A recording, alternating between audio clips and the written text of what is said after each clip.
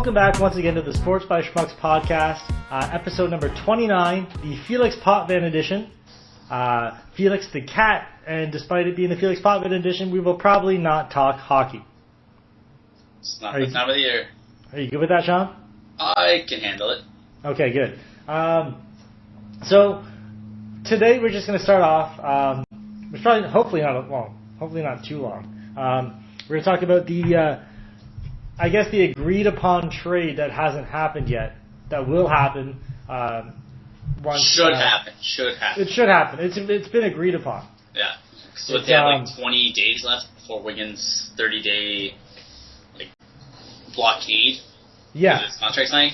Pretty much, yeah. So the Cavs completed the long-anticipated deal of acquiring Kevin Love from the Minnesota Timberwolves for Andrew Wiggins, Anthony Bennett, and the 2015 first-round pick, which they acquired from Miami, and it's a protected first-round pick. So there's stipulations in there. I think if it's like a top 3 pick, it goes back to Miami or something like that. Yeah, something like that. Which it shouldn't be. Well, with the East, you never know. The East, you never know. Yeah. Like, the teams that don't miss the playoffs, well, theoretically the Bucks, the bottom 3 teams will probably all be from the East. Oh, 100%. So first of all, as I take a sip of water there out of my nice Buffalo Bills cup, I should say, what is your initial impression of the deal? Everyone wins. Everyone wins. There's no losing in this trade. Minnesota was going to lose Kevin Love anyways, so you might as well get 2 players that are going to be controllable. Bennett's going to be controllable for the next 3 years at least? I think it's 2 years and a team option, and then Wiggins will be 3 in a team as well. So you got more than likely 3 and 4 years out of these guys. Over 1 year of disgruntled Kevin Love for Minnesota, and you get a first next year.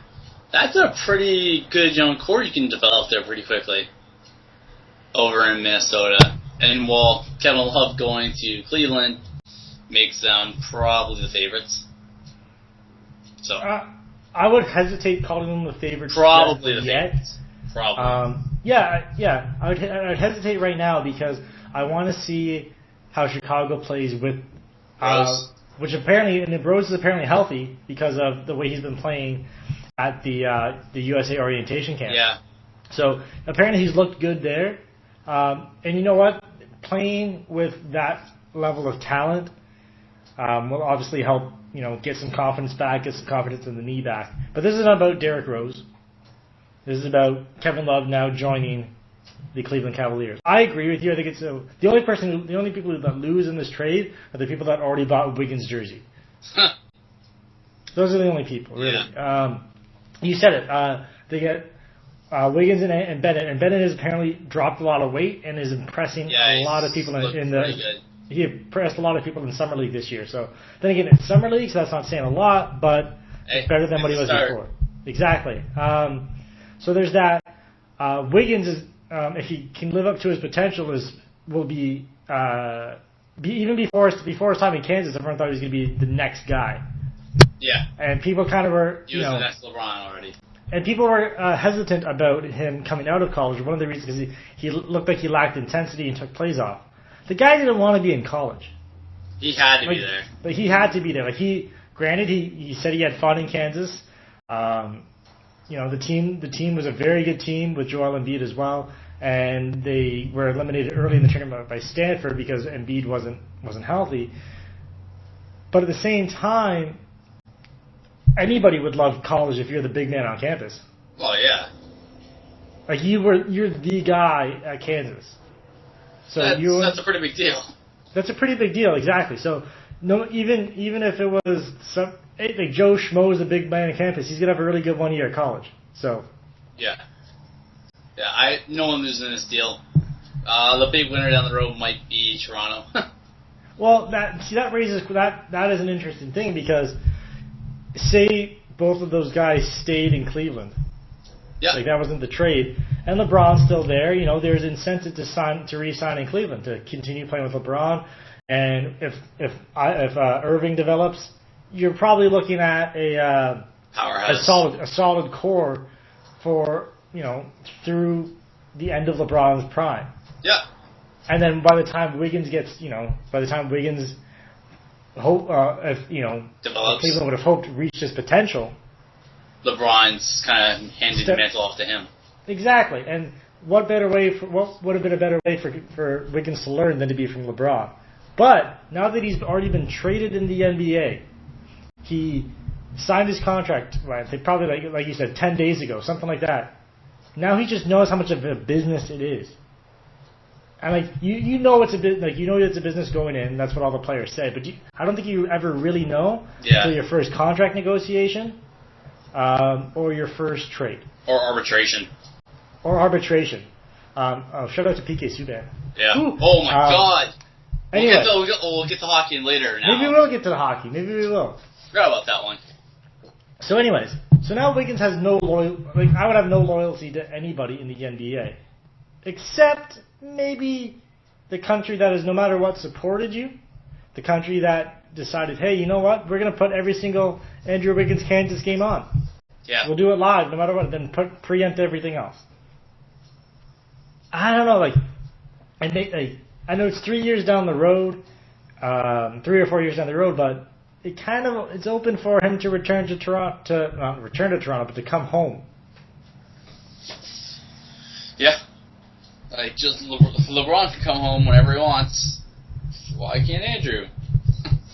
Well, yeah. Well, the problem is at that point is DeMar's still on the team. They're going to be playing what team position? Small forward?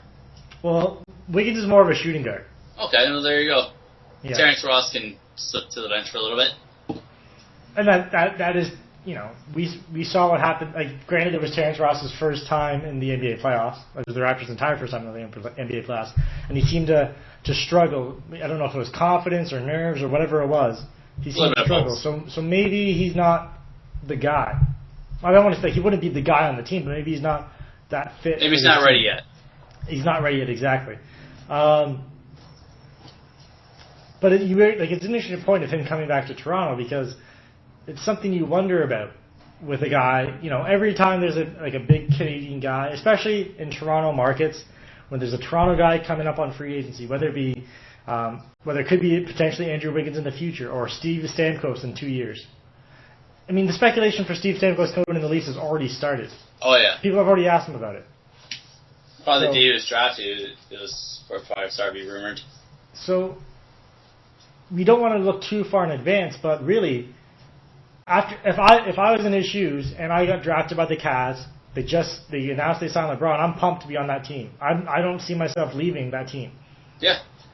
Being traded, I have no loyalty to Minnesota. If I'm going to play in somewhere cold, being Canadian, I might as well go back home where everyone will love me no matter what because I'm Canadian. Oh yeah. So it sets up some things for the future, potentially, but I don't know. It's a nice little story.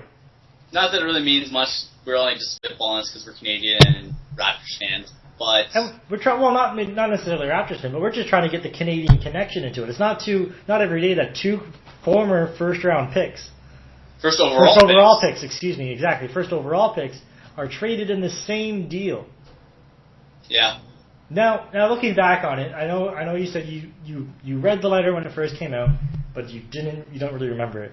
But the thing that sticks out in my memory is there's no mention of Wiggins and there's no mention of Bennett. Yeah. So this you have to think pre-planned. Is playing from day one, exactly. How could you you could argue it, but you wouldn't have the best argument. Because it just looks suspicious that he mentioned. It's not that he avoided the Canadians because he mentioned Tristan Thompson in it. Yeah. He mentioned Dion Waiters. He mentioned Verjao because they were buds. So it looks odd that he wasn't mentioned from the first part, and that's kind of where a lot of this Andrew Wiggins speculation started. It was already kind of thinking okay, well, what would they have to give up? The question is this a lot to get Kevin Love? Because you're giving up 2 first overall picks, and potential. Well, it's probably a late round now, but that seems like a lot to me. Well, it could be a lot, but at the same time, Cleveland hasn't won a champion. The city of Cleveland hasn't won a championship since 1964, and that was a pre-Super Bowl Browns team. Yeah, that's a Toronto Maple Leafs talent situation right there. The Cavs or whatever NBA franchise was in Cleveland has never won an NBA title. If they can turn Kevin Love into an NBA title, even one title, I think would be good. Even one title, it's worth it. It's not too much to give up because there's no guarantee. Like you're not going to win a title this year if you have Bennett and true. You're pretty much all in at this point. Yeah, you are now definitely all in. Like this year and this year for sure, if Wiggins and Bennett had stayed, you wouldn't be getting a title. Next year, you're maybe like 80% that time. Maybe it would depend on how quickly Wiggins developed and how much Bennett improved. Yeah. But now you're right away one or two in the East, and with that conference, you're pretty much not going to have a serious series until the conference finals. Where do you think it'll be? Oh, you know what? I think the East, even with this trade, it's still kind of open. Because you can still Chicago, Toronto should be better this team next year. Washington should be better. The Pelicans should be better. Pelicans are in the West. Sorry, I meant Hornets. Yeah, that's gonna happen a lot. Get them confused. Yeah. So they're still contenders that get out there and play. So I'm not, as you said, don't give them it yet, but they're probably penciled in. Mm. Yeah, they're probably penciled as one of the top two teams. Yeah. And really, with Paul George's gruesome injury, that poor son of a bitch. That probably knocks Indiana away from top contender status. That knocks out of the playoffs probably. Maybe it's the Eastern Conference. I'd knock him out. I said the Knicks will probably squeeze in. Probably not the Pacers out. Fair enough. So you're looking at Bulls and Cavs top two. Yeah. Second tier would probably be Raptors, Wizards, Hornets. Yeah. That tier. So there's your five, and then the three are kind of mixed in. So if you're, do you say the Hawks as well? Well, they're in that third tier, I'd say. I'd say I'd put them in the two. Okay. So right there, you're 6 teams. So then you're looking at two. Who do you got? Right. So but this is my point. You're essentially going to get a first round bye. Pretty much. Whoever is finished in 7 through 8. And when you think about it, with Cleveland and Chicago in the same division, yeah, they're just gonna beat the snot out of all the bottom feeders in that division. Like Milwaukee is gonna be even worse this year just because of the teams they're gonna have to go up against. Yeah. So there's that to factor in. So then they pretty much get into the second round. You can pretty much pencil them into the second round. Yep.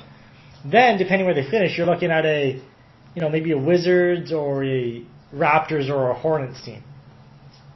So which the will second round probably might push you to 6 games. Yeah, but really, you would be expected to win. The only series that would be, one that you might not be favored in, or a lot of people would pick you to lose, would be that Eastern Conference Final, potentially against the Bulls. Yep. Where you come up against a more defensive team that now has a little bit of scoring. Exactly. And whenever they played Miami, Chicago used to be Chicago's get up game. They would always give them their best. Yep, they'd rise up. So why? So that I don't know if that was because of the Big Three, and now you got a new Big Three in Cleveland in your division. So those games are gonna be fun to watch. The Cleveland, Chicago games. Yeah. Now, what do you think this makes for Minnesota getting these 2 players? Does it really improve them? Are they still going to become a meddling bottom feeder team, or? Well, either way you look at it, even with Kevin Love, it would have been a bottom feeding team. Mm-hmm. Not because their team is poor. Because the depth of the West? But because of the depth of the West, where 10 teams could probably make the playoffs. Yeah. If you look at the roster, it's young, but the cover isn't bare. No, it's not bare. And see, that's the thing. I was listening to a bunch of stuff and reading some things today, and now they're talking about maybe either Bennett or one of the young guys is going to be on the move to get a veteran, because they are stocked with young players. Yeah. Because they've been so bad, so they've been drafting near the top all the time. Although if they were going to do that, they could probably throw a third team in this deal. That would I don't think that maybe they trade. They're probably will wait to see about mid-season if that's going to happen. Yeah. See if Bennett can rebuild his value as the number 1 pick, and then maybe ship him out then for something a little more veteran. And that's the thing with Bennett, because he was so bad last year, and he was hurt a couple of times. He came in overweight. He was playing well near the end of the year. Yeah, he almost redshirted. Yeah, essentially. Except he was playing and probably embarrassed himself more than he wanted to. Yeah.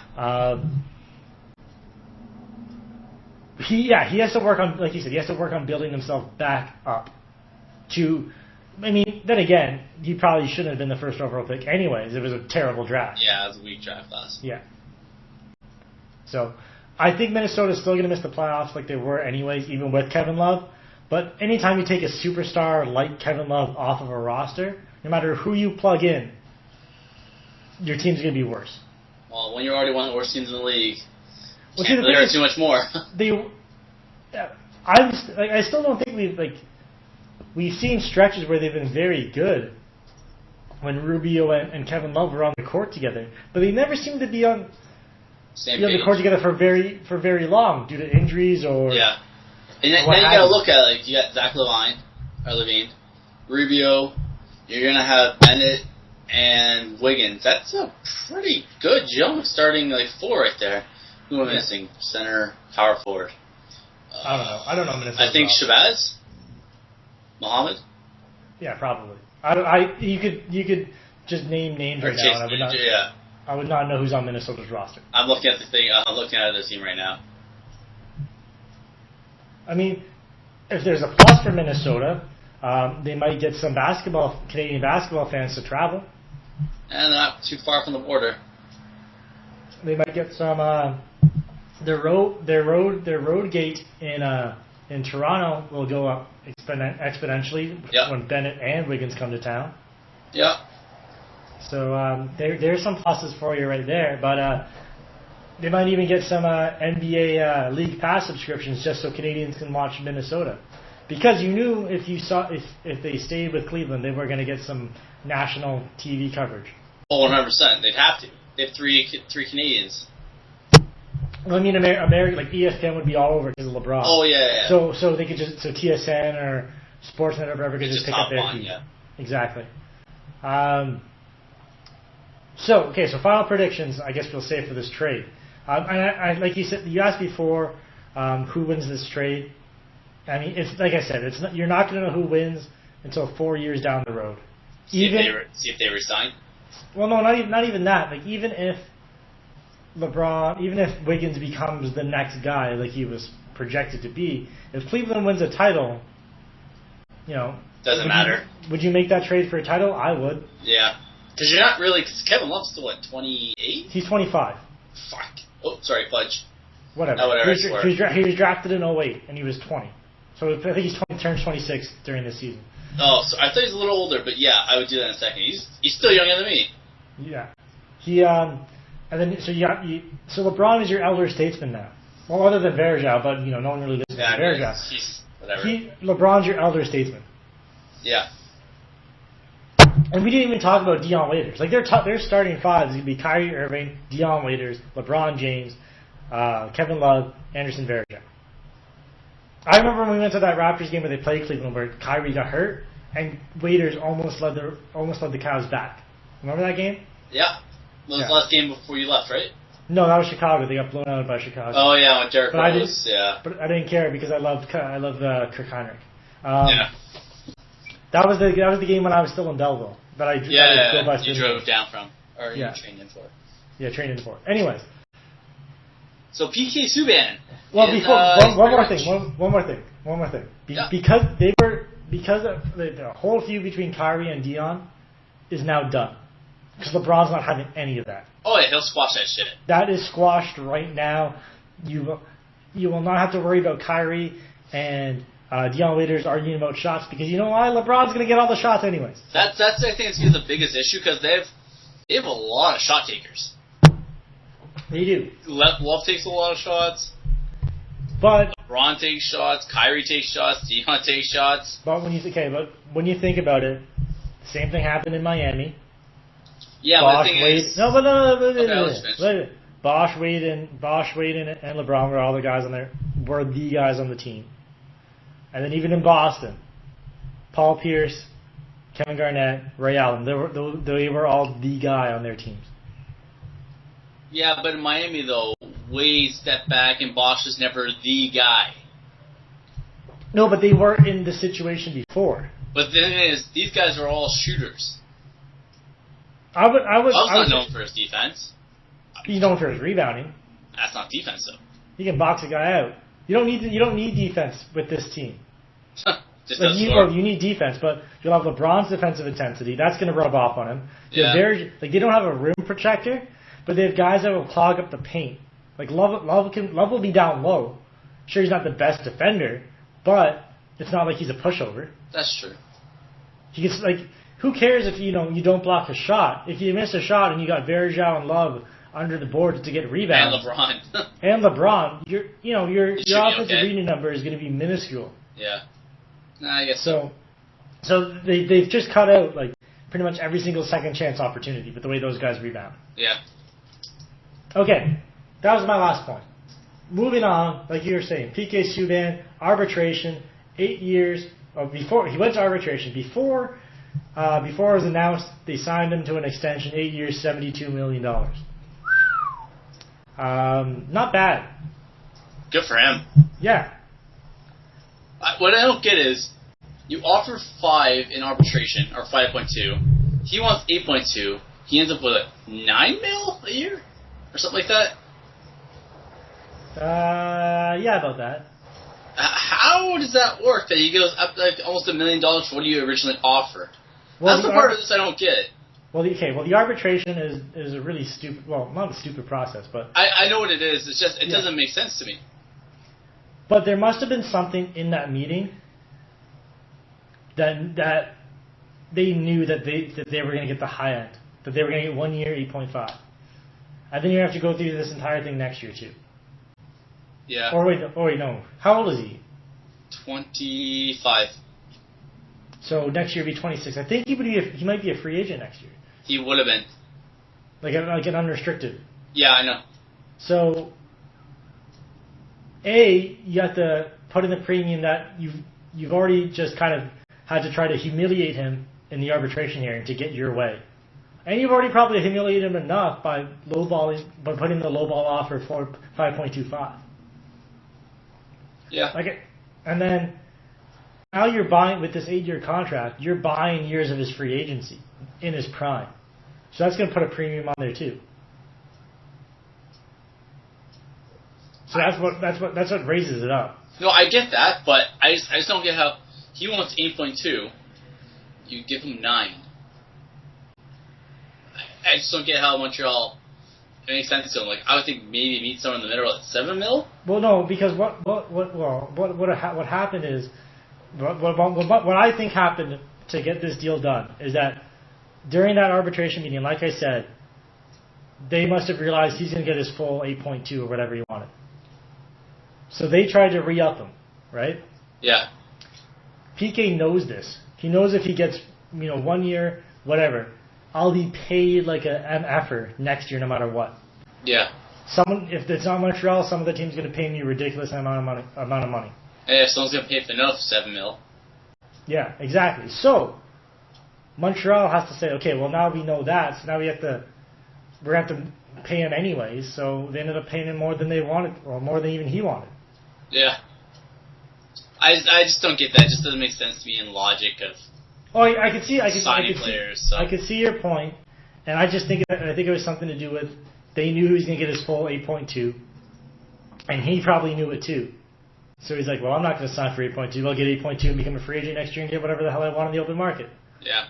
Because are you telling me that Edmonton, who has cap space, wouldn't give him whatever the max offer is? Probably. I know he didn't. I know he probably wouldn't go to Edmonton, but just saying, teams would just be lining up.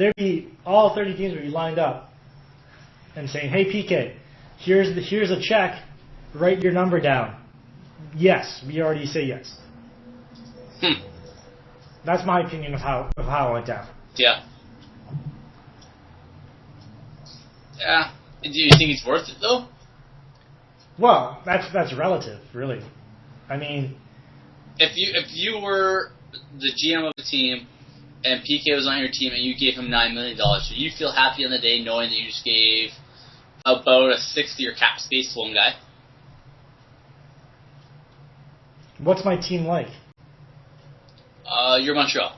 I'm Montreal? Then I'm happy. You just gave a sixth of your cap room to a defenseman. Yep. That's crazy. He's still improving. He's already won a Norris Trophy. Like I said, he's still improving, and he wants to be there. Well, he did at least. Yeah. I personally could not give that much to a defenseman. Just personally. That's fine, but you also have to factor in he led the team in points during the playoffs. I know. He's essentially their offensive catalyst. So it's hard to think of him like it's a lot of money. $9 million. I think Sidney Crosby money. That's Ovechkin money. That's the elite player. But that's his value to the Canadians, though. I guess so. He is their guy, and he's a defenseman, but he's their guy. Maybe I'm just not used to being a Leaf fan. Well, you know. Like we both chuckle and put our heads down. I mean, if you're gonna tell me I could give Phaneuf 7 or Subban 9, I'm giving Subban 9. I was thinking that too. Like if you look at like the way is he one of the league's top defensemen? Subban? PK? Yeah, I put him in the top 10. Then I'd put him in top 5. Just because of his offensive upside. He's getting paid like a top 5 league defenseman right now. Yeah. Oh, he's playing number 1 right now. Yeah. Well, you know, he had to get more. He had to get more than Suter. More than Phaneuf. Yeah. So, I mean, I think it's a fair deal in terms of what it means for Montreal, like what it means for Montreal. Yeah. And what it shows for PK. Like PK, like no matter what, all these guys are getting paid to play sports. Yeah. But that is what his value is to Montreal. So you can't really. It's hard to argue it unless it's a really bad contract, like David Clarkson. But that's just how much he means to that team. So, and then again, they could still turn around and trade him. He doesn't have a no trade clause, right, for the first 2 years of his deal. So, yeah, who knows? Moving on. That's our brief little NHL chat. We'll be doing more. Probably hockey closer to October when the actual mid-September season probably starts. Yeah, I'll probably throw up a preview or two, one for each conference.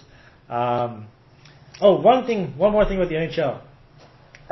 They've been releasing their top 5 positions for NHL 15, the overalls. Okay, guess where Patty Kane was? Patty Kane? Yeah. For right wing. Wait, like its overall rating? Overall ratings, right wingers. Patty Kane, 89. Yes. But that's exactly right. But where in the top 5 is he? Number 4. Yeah, I'm already looking at it. Yeah. How is Phil Kessel above Patrick Kane? I don't get it. I don't like it. It doesn't make sense to me. Are you fine with Perry at 92? Of who at 92? Corey Perry. Yes. Are you fine with Foss at 91? Because of how they described it, how he has all like the defensive stats and everything like that, yeah, it makes sense. Are you okay with just Phil Kessel without knowing Patrick Kane's stats at 90? No. What would you put Phil Kessel at? 87, 88. I put him at 88 as well. Just because his defensive stats should be pretty bad. Maybe they jacked his offensive stats up really, really high. Maybe, and maybe that's what counters it. But I just think Patrick Kane does more for his team than Phil Kessel does. I think Patrick Kane is more of a creator than Phil Kessel is. Yeah, but Kessel's more of a scorer though. But they both have wicked shots. I know. I just think Kane has the better passing ability than Phil does. That's all. Like I've no top 5. Yeah, it's a good top 5. They should both be in top 5. I would just flip them. All right. So I think you say. Okay, I got another question. You say PK is a top 5 defenseman. Yes. EA released their top defensemen. They got Shea Weber at 93, Keith at 92, Suter at 92, Drew Doughty at 91, and Char at 91. Do you think PK is better than any of those 5 guys? I would take him over Sutter. Or Suter, whatever. Really? Suter. Yes. I wouldn't. Like but Suter, I just... Suter eats a ton of minutes, and that's great. But he is steady. But if we're talking who we want right now, PK is still getting better. PK has all the potential in the world to become a better defenseman, and he has ridiculous offensive capabilities. I understand why Suter's rated higher, because of his defensive stats are probably better. So when you're a defenseman in a video game, the equation or however they do it is gonna value defensive stats more than the offensive stats. Yeah. So it makes sense. I get it. But I still think he's one of the top. I still think he's top 5.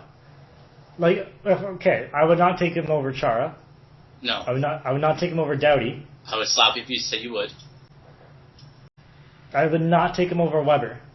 Nope. And it was what? Who were the others? Suter and... So just Suter. You said all of the other 3. No, I said Chara, Doughty, Weber. Suter, and... I just closed it. This is a great podcast. Well, I'd definitely take him over Suter. Well, so I'm working on it. I was loading other things for the podcast. Okay, well, at least you're preparing that way. I take him over Suter. I think you keep going with this, but apparently I was wrong. Well, now you got me all worked up about it. I'm sorry. I apologize. Where are you, defenseman? Come on. It is Weber, Keith, Suter, Doughty, Chara.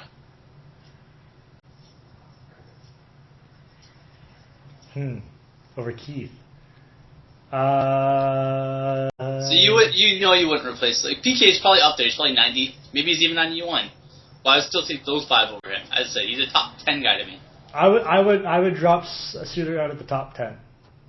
I can't. Not in video game terms, just in real life terms. I still win, but that's okay. You still win?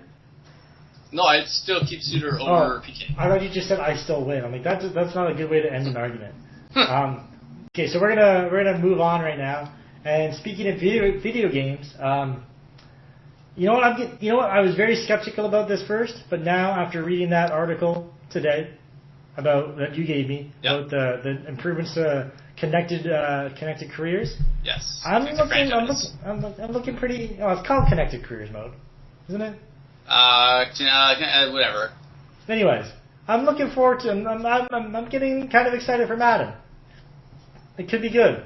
Woo! I'm always excited for Madden. I know you're always excited for Madden. I told you my doubts because I rarely play it, but this one it seems pretty deep in terms of franchise customization. Well, you should also throw out our PSNs at the end of the show. No, we should not. Why not? I don't know. You scared? Yes, I am, because I don't play online a lot. The only time I play online is when I win Super Bowls against you. Ooh, still hurts. Yeah, I know. So, I don't know. Although there was the line in the press release that says small market teams with old stadiums are going to have a hard time attracting people. It might be key targets for relocations, a.k.a. the Buffalo Bills will be relocated in this game. Yeah, but you guys still got a big stadium, though. But it's an old stadium. Yeah, but you can, repair it. No, I'm just saying, the way the press release read it, I'm like, okay, well, they're talking about the Buffalo Bills. You mean the Toronto Bills? Not if, what's-his-face, the Pagula has anything to say, though. Yeah, apparently... He sold something else and now put like a $1.6 billion bid in. Yeah, apparently the Bon Jovi Rogers Bills, apparently the least, amount right now, is what I read. And even so, I think they'd be... Apparently Trump put in a bigger offer than the Rogers did, which is surprising to me. Trump just has money for days, but I don't know. I'm not surprised at that because I didn't really think Rogers and Bon Jovi would have a shot. Really? If the NFL, because the NFL can pick who they want now, essentially, right? It's pretty much highest bidder gets it. Is what they're going for. And whoever promises to keep the Bills, whoever bids the most money and promises to keep the Bills in Buffalo. Exactly. So even if, say, Pagula offered, $3 million less. You know he's going to keep Buffalo. You know he's going to keep them in Buffalo. Yeah, exactly. Whereas Bon Jovi 2020, he's gone. Yeah. So if Rogers or any people that want to throw money that way, they're going to have to go Clippers territory. Yeah, they'd have to massively outbid. Yeah. Just to get in the conversation because they know they're going to move the team the first chance they get. Yeah. Anyways, so we are going to announce right now that the two of us, for sure, are going to be taking part in. We took a year off last year because you were waiting for Madden on PS4, and I was just like, "Fuck it, I'll buy it on 360." And then you got it for the PS4 halfway through the season. I did, because I didn't buy a PS4 until after the season ended. And then I played it and I was like, it's the same thing, so I sold it. This year, now, though, looks great. So we are going to reignite the old Sports By Schmucks online connected careers franchise GM mode thing. I think that's what we should call it. That's what we should call it. That's the official name. We'll keep That's the official name. So right now, without ratings or anything, we will not. I'm going to say it. Are we doing a fantasy draft? I think no. I'm fine either way. You know I'm going to be the Bucks. Yes, and you know I'm going to be the Bills. Yep. So 2 small market teams going at it. Yep. And it's nice because we're on opposite sides. Probably meet in the Super Bowl. So there's a potential we meet in the Super Bowl. I'm not going to say probably because I'm not confident. I will be in the Super Bowl. Especially with my division. Yeah. Because I always get spanked by the Patriots no matter what. I will be in the Super Bowl. Yeah. With ridiculous stats and not know how to play against the human and probably lose. Exactly. So they changed some things around. It's completely randomized rookies this year. So there's a couple times last year I saw videos of people posting, their career modes online and whatnot. You'd see the same rookies kind of over and over again. Oh yeah. Well, they had all 30 draft class planned out. So what people did was actually, I'm kind of guilty of this, is they have draft guides. So when you see the top quarterbacks draft pop up, you can just see all the stats that guy's going to have in the draft class and who's good and who's not. So you get to pick players accordingly. And see, that just kind of defeats the entire purpose of it, really. I know. So I like it. So I like this completely randomized draft classes. They're adding more storylines to the draft. Yeah, nice. Completely random in-game stories. Yeah, it's nice. Yep. I like game prep because I'll probably do it for the first little bit and I'll probably handle it off to my coaches. But even then, the fact that the CPU launch is going to be the same for every team, even yours, it's nice. So you're not overpowering yourself. And I like it because, I'm just going to put it, practice sucked. Oh, 100%. The scenario, I get it, scenarios and whatnot, but it sucked. It took too long. It didn't mean anything. You didn't get enough experience for it. With this game prep and for the experience and confidence, I saw in the trailer they were doing, the Oklahoma drill, and they're doing all these other type of drills that people would do in practice. So that was nice. You know what also excites me? When you get XP for your players, you don't have to do it one by one. Yes. Jesus Christ, that was the most incredibly painful thing in the world. So another thing that popped up that interested me in this was the confidence. Yeah. I love that idea because really there's no we'll wait to see how it pops up. But they tried to do that with the hot and cold streaks, but it didn't really do anything. Yeah. It stopped maybe from if Bird missed an interception, and maybe it stopped him from trying for another one. But it didn't affect your overall. I like how could affect overall if your confidence drops too much or if you get on a really hot streak. Yeah. That sounds really intriguing. So, and the way they said it was so dynamic that if you get blown out at home by a rival, your guy's confidence is going to drop. Yeah. Which is unreal. I also like how they changed the Sim 2 mode. So instead of just simming one game, you can sit 10 years. Yes. I thought that was fantastic. I've been looking for that for years. That would be an interesting thing. Just sit in 10 years. Well, usually see what happens. What I like to do is send the first year just to get all the customizations I can do in my off season. That you drop something apparently. Change my coach, change all the things I want to, and then just rebuild from that year one. That's what I usually like doing. Well, we're excited for it. So we've already announced the teams we're going to be.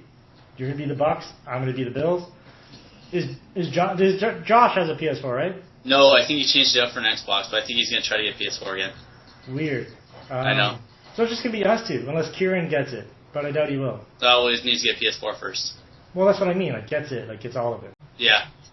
So let's hope. So since we're talking about football and we've mentioned the Bills, I'm going to read out a text I sent to Sean this weekend during the Hall of Fame game. The Hall of Fame game. Well, I wasn't watching. I was trying to follow it online, on my phone, I should say. So here is the exact text message, and this sums up why I hate the preseason. Can Thad Lewis lead us on a 2-minute drill? What? Like, why? I don't understand what the huge deal is. Like, I get it, the player evaluation and whatnot for the teams, but I don't see why it's such a huge deal for us to watch it. When really, I don't care if my third-string quarterback can lead a fourth quarter 2-minute drive against the other team's third-string defense. And now I can tell you why you care. Because it's football, and you've been craving it for the last 8 months. I haven't. I haven't been craving it for the last 4 months, or last 8 months. I've had the CFL to tide me over. Because I actually kind of enjoy the Canadian game. Sure. Not as much, but like I do. And then basketball and hockey playoffs, that carries me through. I know you do, and I know you love football, and this is why, and it's huge for you. But to me, I could care less about watching a preseason game. Yeah. The Tampa Bay is in Buffalo this year, and I really want to go, but I don't want to fully pay full price to go sit and watch the third stringers. Exactly. I don't get why the NFL charges full price for these games. It's so stupid. What week is that? The Bucks are in. 3, I want to say. Well, week 3 is normally the ones where you at least get at least a half on your starters. Yeah. I'll double check now. It's either 2 or 3. Now, I know it's not the last one. I'll check now. There's been talks that the league wants to reduce preseason games, which would be great. Yet the Bills and Giants have to play 5 this year because of the Hall of Fame game. Why can't that just count as one of their preseason games? That's what I thought. Why don't you just give them 1 extra week off? Yeah, it doesn't matter. Why not just push the Hall of Fame induction back 1 week? Yeah, or skip. They get to skip week 1. Or yeah, exactly. One of those two things.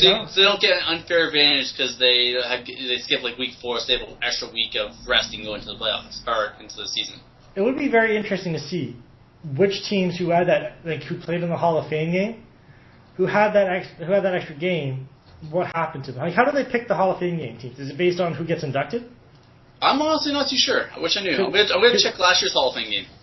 Because this year was Bills Giants, so Strahan and Andre Reed.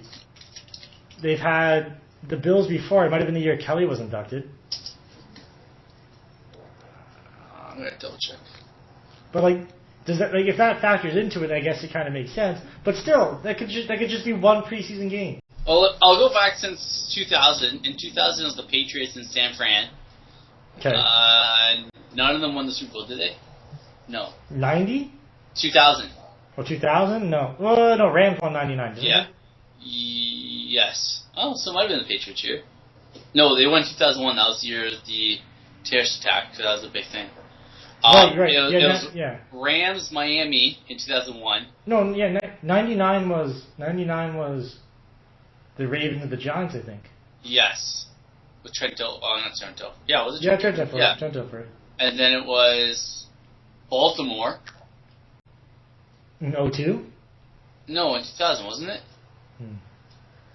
That was Ray Lewis, and then it was New England, Tampa, New England. So it was Rams, Dolphins, Texans, Giants 2002. So nothing. 2003 was Chiefs, Packers. 04 was Denver, Washington. 05 was Bears, Dolphins, Raiders, Eagles, Saints, Steelers. There's been no team that's really won the Super Bowl after playing this game. So, hey, there you go, Brett. Well, I mean, I'm not getting it tattooed on my body that we're going to win the 2015 Super Bowl. So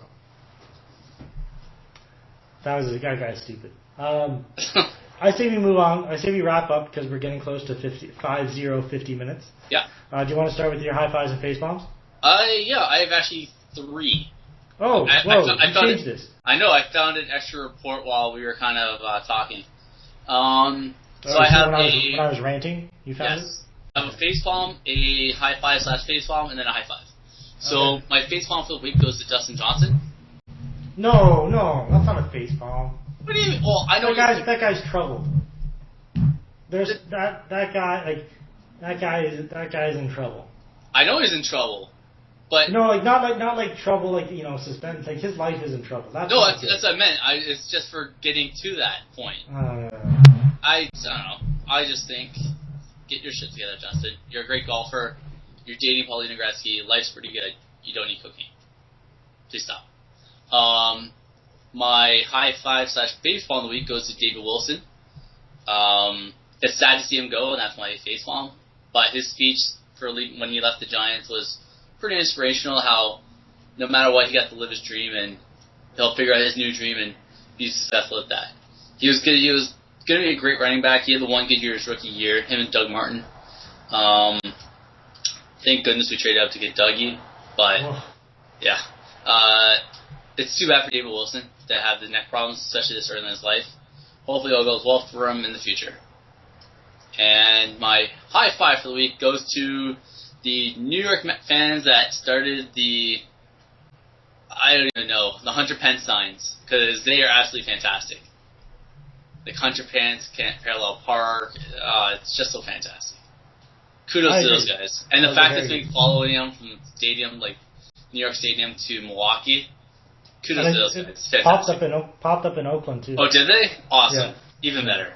So kudos to those guys in New York. Okay, so I'll start off with my facepalm, and it's going to Bayern Munich manager Pep Guardiola. Kieran can correct me if I pronounced that wrong. Probably did. He was unhappy that the MLS All-Stars were playing what he thought was too physical for an exhibition game. But what this game means to these MLS players, it's a chance to prove themselves against an international team. The MLS All-Stars have defeated Chelsea and other teams, like Chelsea for one, and other teams that have come in to play. So why would you expect them to take it easy on you guys just because some of your players won the World Cup? It's a game. I get it. Slide tackles in exhibition games. You can argue, what's the legitimacy of that, if they should actually do that. But it's their chance to prove something to themselves and maybe even to some scouts that they can hang with some guys. This is their career. They're on like a grand stage. Why wouldn't they? They might go over to the BPL or another high league and get their money. Exactly. So while it might be an exhibition game for Bayern Munich, it is an all-star game, so it is an exhibition game, but it means so much more than any other all-star game to the individual players. So, you know what? I'm going to give him a facepalm for not realizing that. My high five of the week goes to Roddy White, a wide receiver of the Atlanta Falcons. During the NCAA tournament, he bet through Twitter that Duke would not lose to Mercer. Well, Duke lost to Mercer, and he said he'd give the guy Super Bowl tickets, season tickets at the 50-yard line, sideline pass, all this stuff. He held on to his end of the bet. The guy's name, Dylan Hoyt, he is going to get 2 Atlanta Falcons season tickets, 2 Super Bowl tickets, and sideline passes to a home game, and a chance to go to training camp for a day, which he used Thursday, which is today actually. So good for Roddy White for owning up to the bet. He had absolutely no reason to. It was not an official bet at all. It was just some chirping on Twitter. But you know what? It's nice to see that NFL players just players in general can do this for their fans and will do it. So high five right there to Roddy White. That's a good high five there, pal. Yeah, pretty nice. So that's about it. That's going to wrap us up. Sean is working on still doing his NFL previews, division by division. Sean, tell us how you pick which division are you doing next, and tell us how you picked it. You make me tell the story. So I am picking the AFC South as my next division, halfway through right now. And the way I picked it was I asked my girlfriend which letter to choose from, A or N. She picked A for NFC. And I picked it to tell her to pick the direction. Did you say A for NFC? I said, sorry, A for AFC. Yeah, there we go. And N for NFC. She picked A. And I told her to pick a direction. She said South. I was like, well, AFC South is next. So that's what we're getting. Okay.